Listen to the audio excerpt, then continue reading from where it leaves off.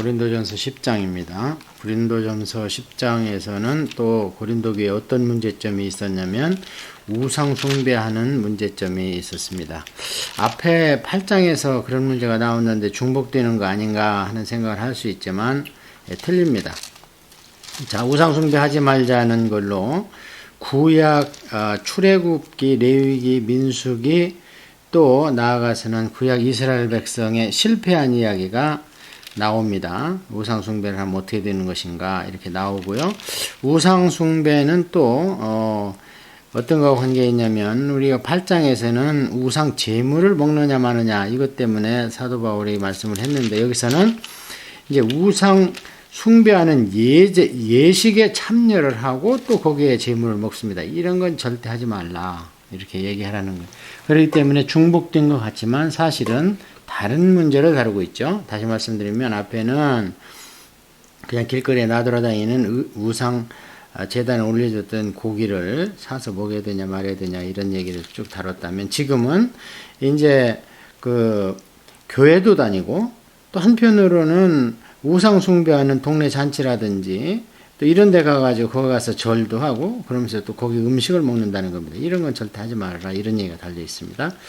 맨 처음에 이제 이스라엘의 그 불순종의 역사를 돌아보면서 그것을 왜 그랬느냐 우상 숭배와 간음이었다 이렇게 논리를 이끌어 갑니다.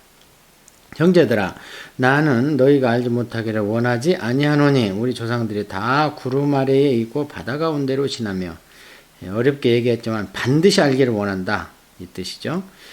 자, 지금부터는 이제 사도 바울이 굉장히 축약적으로 이스라엘 백성들은 다 알고 있는 구약 역사를 단어와 몇 가지 어휘를 나열하면서 그 사건을 이야기하기 때문에 구약 공부를 안 한 사람들은 이게 무슨 말인가 하고 잘 이해가 안 갈 텐데요.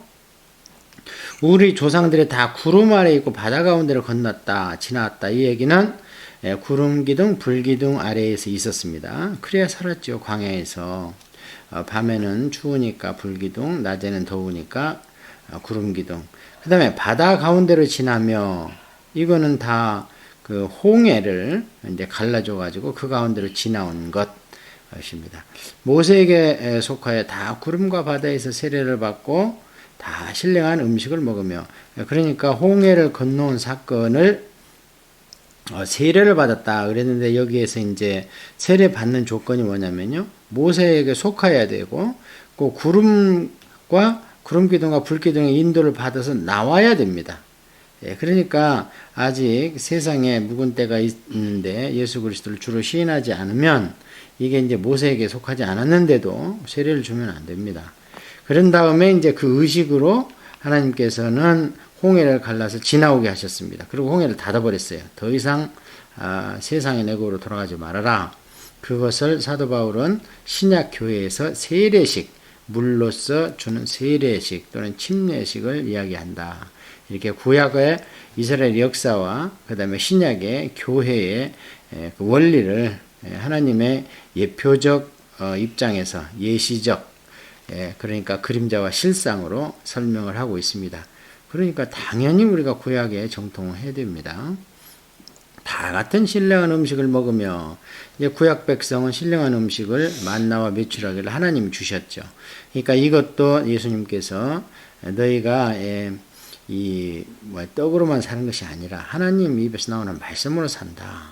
이렇게 그것을 그들에게 알려주기 위해서 만나와 메추를 하늘에서 내려주셨습니다. 그래서 우리는 하늘에서 내려오는 말씀이신 예수님 또 성경 이것을 먹어야 되는 거고요. 그러니까 성령을 또 마셔야 되고 생수가 돼서 다 같은 신령한 음식을 마셨으니 이는 그들을 따르는 신령한 반석으로부터 마셨으며 그 반석은 곧 그리스도시니라. 우리가 그냥 넘어가기 쉬운데 이건 눈여겨봐야 되는 구절입니다. 다 같은 신령한 음료를 마셨죠.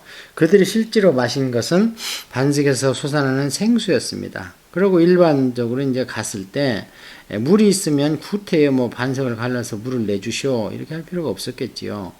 그런데 여기 중요한 것은 이는 그들을 따르는 신령한 반석으로부터 마셨다 이렇게 표현이 되어 있습니다. 이게 무슨 말입니까? 그들을 따르는 신령한 반석이 있다는 거예요. 근데 그 반석이 곧 그리스도라는 거예요. 그러니까 그들 눈에는 안 보였지만 그들은 사실은 주님이 앞서서 인도를 하셨다는 겁니다. 이제 이것이 이사야에서 62장에 보면은 그 무리 가운데 거하시는 성령님 이렇게 표현이 되어 있습니다. 그래서 구약에서 성령님이라는 표현이 대여섯 번 나오는데 어떤 무리 가운데 오늘 같으면 교회 가운데 운행하시는 성령님을 구약에도 있었다 이렇게 얘기하는 거죠. 그러니까 이것은 따라다니는 반석이라고 그랬기 때문에 그 무리를 예수님께서 인도를 하셨기 때문에 이런 일들이 가능했다. 눈에는 보이지 않지만 하나님께서 영으로 예수 그리스도가 그들을 인도했다. 그러나 그들의 다수는 하나님을 기뻐하지 아니하셨으므로 그들이 광야에서 멸망을 받았느니라. 눈에 안 보이고 하니까 예사로 하나님을 무시하고 반역하고 배역하고 거역하고 불순종하고 이렇게 해서 그 결과 광야에서 다 멸망했죠. 누가 남았습니까? 여호수아 갈렙과 그 당시에 20살 미만이었던 사람들이 장성해서 남은 겁니다. 이러한 일들은 우리의 본보기가 되어 우리로 하여금 그들이 악을 즐겨한 것 같이 즐겨하는 자가 되지 않게 하려 함이니. 자, 그러니까 이렇게 지금 구약을 쭉 하나님께서 인도하시고 또 그것을 경전으로 구약성경으로 남겨놓은 것은 이 일이 우리의 본보기가 된다는 겁니다. 그러니까 이 본보기라는 것은 이제 전의 성경에는 이것은 거울이 되어 그렇게 얘기를 했는데 지금 번역이 참 잘 됐어요. 본보기입니다. 그래서 이것을 본보기라는 얘기가 이제 헬라어로 보면은 뒤포스라는 얘기인데요. 이것은 뭐냐? 어떤 용기나 그릇을 찍어내는 틀입니다. 그러니까 대량 생산하기 위해서 그릇 같은 것을 이제 플라스틱으로 찍어낼 때 그 일일이 하나씩 안 만들잖아요. 어떤 주물로 틀을 만들어서 거기다 그냥 녹인 플라스틱을 부어 넣습니다. 그러면 그냥 계속 대량 생산되죠. 그러니까 무슨 얘기냐? 첫 번째 거나 두 번째 거나 똑같은 걸 만드는 방법이잖아요, 그게. 그러니까 이 본보기라는 단어가 구약 이스라엘 백성을 인도하신 하나님이 똑같은 방법으로 지금 우리를 인도하기 때문에 구약의 불순종이나 이런 우상 문제로 의해서 멸망하셨다면 신약도 똑같다. 그것을 아주 강조했는데 원어로 보면은 아주 이해가 쉽습니다. 그러니까 구약이나 신약이나 하나님의 창조나 또는 우리 인도하시는 그 원리가 똑같다는 겁니다. 이것은 뭐 우리 에스라 성경에서 수십 번 한 세미나 얘기하는 저희들의 그 하나님을 보는 관점인데요. 구약의 이스라엘 백성의 그 인도하심과 쉽게 얘기하면 하나님이 구원하시고 성화시키시고 그 다음에 말 안 들으면 말씀하시고 이런 것도 신약 교회에 똑같이 적용된다. 그게 튀포스라는 본이다, 틀이다, 형틀이다, 어떤 그릇을 찍어내는 그 모형이다 이런 이야기입니다. 그들 가운데 어떤 사람들과 같이 너희는 우상 숭배자가 되지 말라. 기록된 바 백성이 앉아서 먹고 마시며 일어나서 뛰논담과 같으니라. 자, 이게 무엇이냐면요. 우리가 출애굽기 32장을 보면 금송아지 사건이 나옵니다. 모세는 40일간 올라가서 하나님 말씀 받기 위해서 돌판을 받고 있는데 밑에서는 모세가 없다고 아론과 훌을 데려다가 지도자를 만들어 가지고 막 금 송아지를 만들어서 우상을 만들어서 이게 바로 하나님이다. 그래서 뛰놀고 막 얼마나 난리를 치는지 그 호렙산 꼭대기까지 들렸습니다. 그래갖고 하나님께서 야 큰일 났다. 이렇게 말씀을 하시는 걸 볼 수 있는데요. 그러니까 이 가짜 예배입니다. 가짜 예배는 뭔가? 가짜 예배는 그냥 노래하고 뛰놀고 마시고 막 또 눈에 보이는 어떤 형상을 만들어 놓고 그게 귀신이나 우상대결을 하지 않고 이게 하나님이라는 거예요. 그게 가짜 예배입니다. 하나님의 진짜 예배는 정말 엄숙하고 구약에 보면은요 정말 성전 안에서 그랬습니다. 예. 그래서 이것은 금송아지 사건으로 말미암아 가짜 예배의 그런 형식들 또 그들 중에 어떤 사람이 음행하다가 하루에 23,000명이 죽었나니 우리는 그들과 같이 음행하지 말자. 이건 이제 민수기 24장에서 26장까지 나오는 바알부올 사건이죠. 그러니까 그 발람과 발락 사건인데요. 결국에 이제 발람 세계적인 그 점쟁이 점성술사를 불러다가 저주하라 했는데 못하죠. 하나님 꼭 붙들고 있으니까. 그러니까 그 머리에서 짜낸 것이 이제 이스라엘 백성을 멸망시키는 것은 하나님한테 눈밖에 나면 하나님은 직접 손본다. 그게 뭐냐? 우상 숭배하고 술 마시고 음행하도록 하라. 그러면 하나님이 이들을 벌하신다. 극경에 빠져가지고 하루에 2만 3천 명이 하나님이 치는 그런 질병으로 인해 죽지 않습니까? 그러니까 이런 것이 다 신약시대의 본보기라는 거예요. 그들 가운데 어떤 사람들이 주를 시험하다가 뱀에게 멸망받으니 우리는 그들과 같이 말자. 이거는 이제 민수기 21장 불뱀 사건이죠. 그러니까 한 사건을 이렇게 교훈적으로 한 줄씩 표기했기 때문에 참 이 구약을 모르면 이게 무슨 얘기인가 하고, 그들 가운데 어떤 사람들이 원망하다가 멸망시키는 자에게 멸망하였느니 너희는 그들과 같이 원망하지 마라. 이거는 이제 민수기 16장에 그 고라, 다단, 온 250명 방백들 그 모세한테 달라들었던 반영 사건이죠. 그들이 뭐라고 그랬습니까? 우리가 지도자를 따로 세우고 애굽으로 돌아가자. 이 모세는 우리를 인도할 자격도 없고 광야에서 우리를 죽게 하지 않냐. 그러니까 하나님이 그냥 화가 나셔가지고 그때 이제 땅을 벌려가지고 한 번에 그냥 13,700명인가요? 뭐 이렇게 많이 죽였습니다. 이렇게 한 사건입니다. 이것도. 그러니까 지금 이 사건들이 그들이 일어난 이런 일은 본보기가 되고 아까 설명했던 본보기가 나오는 거죠. 또한 말세를 맞는 우리를 깨우기 위하여 기록되었느냐. 줄 주세요. 자, 구약의 기록이 뭐냐? 말세를 사는 우리들, 지금 우리입니다. 를 깨우기 위해서 구약이 기록됐다는 겁니다. 얼마나 중요합니까? 구약이 기록된 게 구약 백성을 위한 것이 아닙니다. 후손과 후대를 위해서 하나님을 눈에 보이도록 계시하기 위해서 기록해놨다. 왜? 거기에서 교훈을 받아 깨우치기 위해서. 자, 그러면 지금까지 사건들을 쭉 한 단어씩으로 연결해보면, 첫째, 우상숭배하지 마라. 두 번째는 간음하지 마라. 세 번째는 하나님을 시험하지 마라. 네 번째는 원망하지 마라. 이 각 네 단어에 대한 사건들을 우리한테 교훈으로 주기 위해서 이스라엘 백성은 엄청나게 많이 죽었습니다. 그래서 참 구약을 우리가 예사로 그냥 무시하기가 쉬운데 그러면 절대 되지 않겠죠. 얼마나 값어치가, 하나님 마음은 또 얼마나 아팠겠어요. 백성들이 그렇게 공의의 하나님이기 때문에 그냥 넘겨갈 수는 없고, 그래서 우리가 구약을 참 겸허한 마음으로 공부를 해야 됩니다. 자, 이렇게 해가지고 이제 이들한테 경고를 합니다. 그러니까 그런즉 선줄로 생각하는 자는 넘어질까 조심하라. 지난번에 말씀드렸죠. 내가 지식에 찼다, 지혜가 있다 생각하는 사람 없는 겁니다.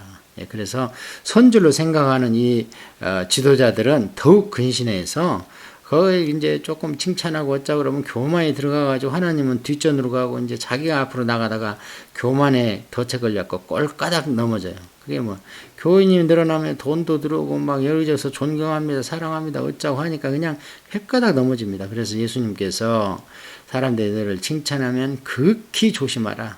교만할 수 있다. 그렇게 말씀하셨는데요. 오늘날 그런 예를 우리가 쉽지 않게 볼 수 있죠. 자, 이렇게 하면 이제 이 사람들한테 그런 권면과 경고를 했지요. 자, 그러면 이제 사람들이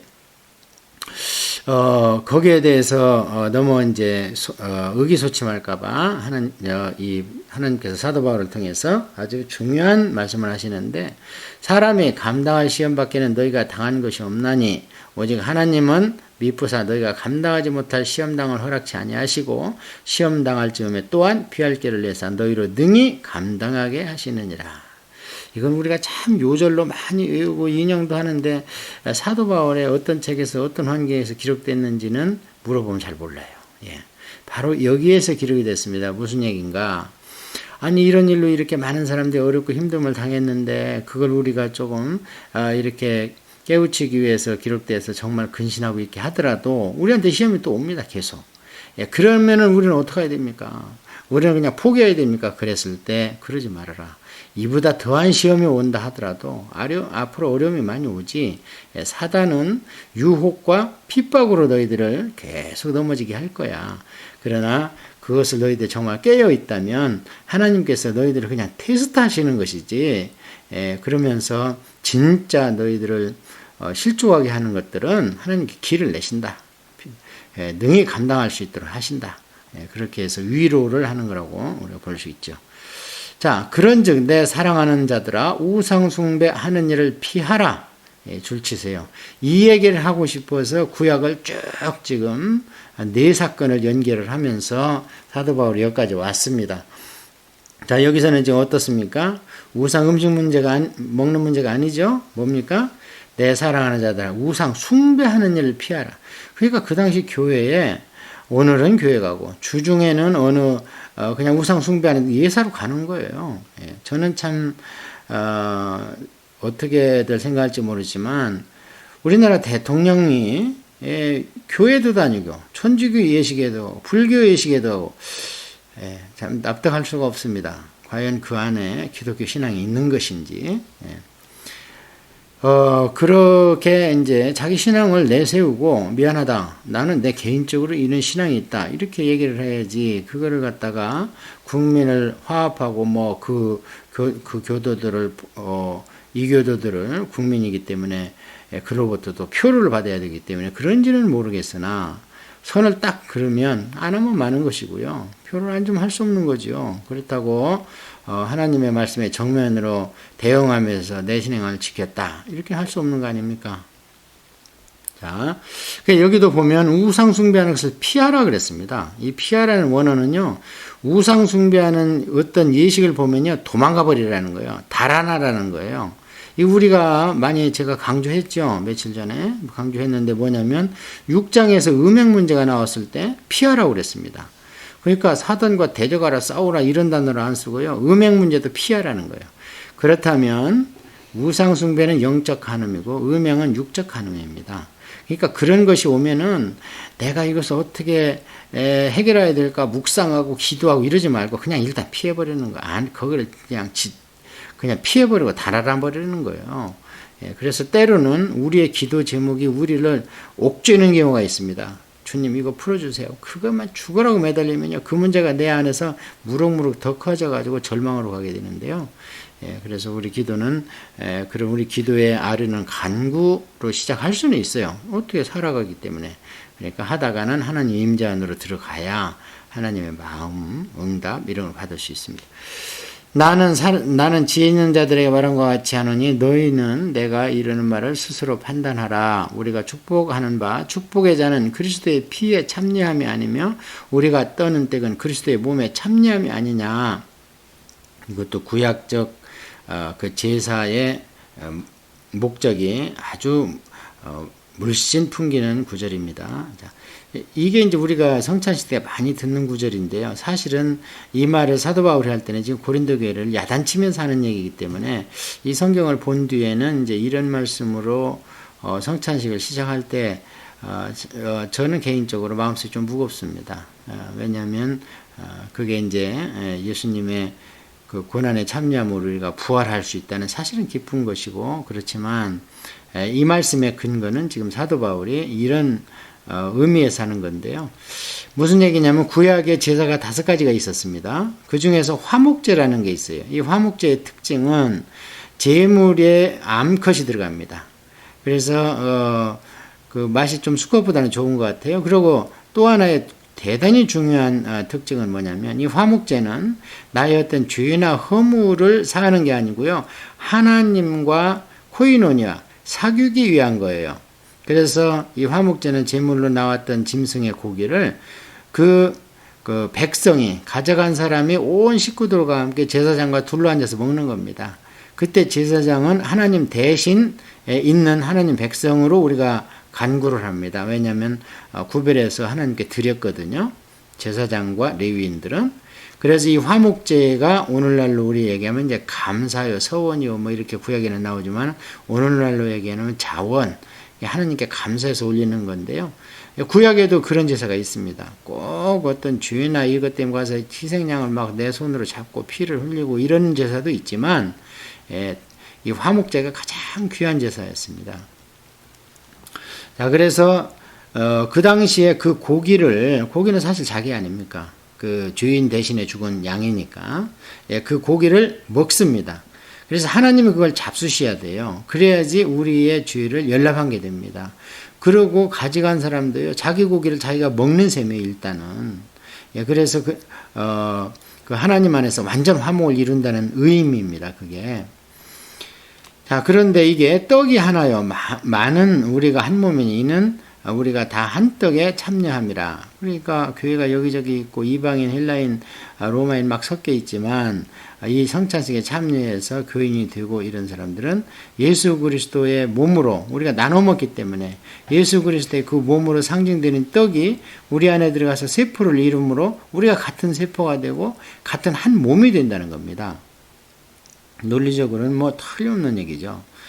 육신을 따라 난 이스라엘을 보라. 재물을 먹는 자들이 제단에 참여하는 자들이 아니냐. 그런즉 내가 무엇을 말하느냐. 우상의 재물은 무엇이며 우상은 무엇이냐. 자, 이렇게 우리가 그렇게 있는 것은 우리 기독교만의 특징이 아니라 그게 하나님의 창조 원리요. 하나님의 경배하는 원리라는 거예요. 그런데 하물며 어떤 사람이 우상 의식에 참여를 하고 그 다음에 우상에 올렸던 재물을 먹는다면 아까와 마찬가지로 그는 우상과 하나 되는 겁니다. 그래서 지금 우리의 그 성찬식을 그런 의미에서 여기에다가 인용을 했기 때문에 아까 제가 말씀드린 대로 성찬식 때 암송되는 이 구절이 상당히 저한테는 무겁게 다가온다. 분위기가 지금 야단을 치는 거거든요.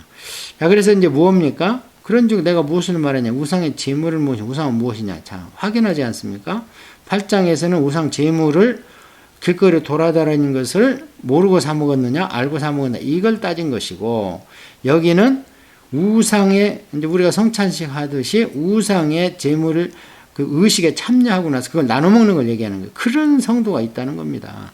그건 절대 먹으면 안 된다는 거죠. 자, 20절에 무릇 이방인이 제사하는 것은 귀신에게 하는 것이요 하나님께 하는 것이 아니니 나는 너희가 귀신과 교제하는 자가 되기를 원하지 아니하노라. 이 얘기는 성찬식에서 주님의 몸으로 상징되는 떡과 포도주를 마시면 주님과 우리가 하나 되는 것이고 사귀는 것인데 마찬가지로 너희가 우상한테 가서는 귀신과 사귀는 것이다. 그러니까 원치 않는다네, 절대. 그래서 사도 바울은 웬만하면 우상제물을 먹지 말아라. 그렇게 하고 우상 의식에는 절대 참여하지 말아라. 이게 우상과 제물의 의식에 대한 사도 바울의 권면이고 하나님의 마음이죠. 너희가 주의 잔과 귀신의 잔을 겸하여 마시지 못하고 주의 식탁과 귀신의 식탁에 겸하여 참여하지 못하려니 그러면 우리가 주를 노여하게 하겠느냐? 우리가 주보다 강한 자냐? 그렇게 하면 하나님이 노여하시는데 그 노를 우리가 풀어드릴 수가 없다는 겁니다. 자, 그 다음에 모든 것이 가하나 모든 것이 유익한 것은 아니요 모든 것이 가하나 모든 것이 덕을 세우는 것은 아니니 누구든지 자기의 유익을 구하지 말고 남의 유익을 구하라. 지금 이거를 사도 바울은 계속 자유와 절제의 원칙에 입각해서 어떤 경건의 경건의 원칙을 이루어 가라 하는 것을 계속 얘기를 하고 있는 것을 우리가 볼 수 있습니다. 그것을 아디아포라의 원칙이다. 우리가 전 시간에 공부를 했습니다. 그래서 그것은 지옥 가고 천국 가는 문제는 아니지만 경건과 건덕의 문제다. 그것은 다른 사람의 자유를 침해하지 않기 위해서 우리가 절제하는 게 좋다. 무릇 시장에서 파는 것은 양심을 위하여 묻지 말고 먹으라. 이는 땅과 거기 충만한 것이 주의 것임이라. 그러니까 사도 바울이 하시는 말씀은요. 우상제물에 올라간 음식이라 하더라도 기도와 말씀으로 거룩하게 되고 깨끗하게 된다. 그게 디모데에 나오는데 그러므로 그 우상에 올려진 음식 자체에는 아무것도 없다. 거기에 뭐 귀신이 들어온다든지 뭐 이런 게 없는데 단 그것을 내가 먹기를 꺼림직하면 절대 먹으면 안 되죠. 먹고 나서 꺼림직하는 것보다 안 먹는 게 낫다. 그렇게 얘기하는 것이고요. 이는 땅과 거기 충만한 것이 주의 것임이라. 그래서 그 우상에 올려진 음식물도 다 주님의 것입니다. 불신자 중 누가 너희를 청할 때에 너희가 가고자 하거든 너희 앞에 차려놓은 것은 무엇이든지 양심을 위하여 묻지 말고 먹으라. 아무 소리 하려고 그냥 감사하고 기도하고 먹으라는 겁니다. 이건 우리한테는 거의 해당이 안 됩니다. 지금 우리한테는 아디아포라 원칙 그게 해당이 된다고 제가 누차 말씀드렸습니다. 이 문제가 아니고 다른 문제가 오늘날 많지 않습니까? 우리 앞에 누가 너희에게 이것이 재물이라 말하거든 알게 한 자와 그 양심을 위하여 먹지 마라. 제가 이걸 이제 설교할 때 무슨 얘기를 하냐면요. 2천만 원짜리 모피코트를 입고 길거리 가서 밥을 퍼준 밥퍼하는 그런 이제 그 뭐 그런 목사님도 계시고 또 그 홈리스 피플들 또 그런 분들을 이렇게 국상 그렇게 말아주는 분들이 있습니다. 그러면서 이제 예수님 믿어서 이렇게 얘기를 하면 그게 먹히겠냐 이 말이에요.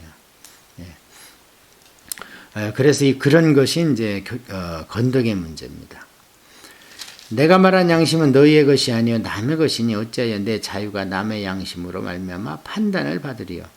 만일 내가 감사함으로 참여하면 어찌하여 내가 감사하는 것에 대해 비방을 받으리요. 그런즉 너희가 먹든지 마시든지 무엇을 하든 다 하나님의 영광을 위해서 하라. 이게 결론입니다. 지금 결론이 지금 10장에서는 2번 나왔습니다. 우상숭배하지 마라. 그 다음에 먹는 것은 아예 묻지 말고 먹는데 대원칙이 있다.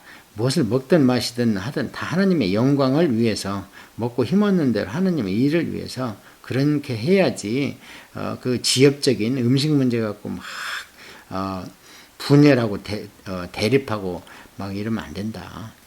유대인에게나 헬라인에게나 하나님의 교회나 거치는 자가 되지 말고 나와 같이 모든 일에 모든 사람을 기쁘게 하여 자신의 유익을 구하지 아니하고 많은 사람의 유익을 구하여 그들을 구원받게 하라.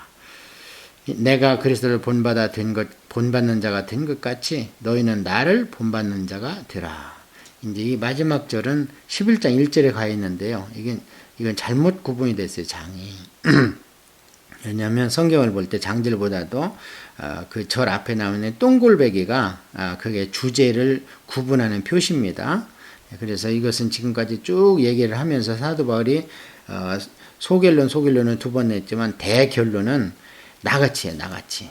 내가 그리스도의 판박이가 된 것처럼 너희는 나를 판박이를 해. 왜냐하면 너희가 그리스도를 본받기 힘들 거야. 그러면 나를 본받아. 나는 그리스도를 이미 본받았고 본받아 가고 있고 계속 본받는 삶을 살 거니까 이렇게 결론을 내린 것을 우리가 볼 수 있습니다. 자, 그래서 10장에서는 이제 우상숭배 문제, 그 다음에 모든 것을 먹고 마시는 이런 문제, 하는 영광을 위해서 하라는 건데요.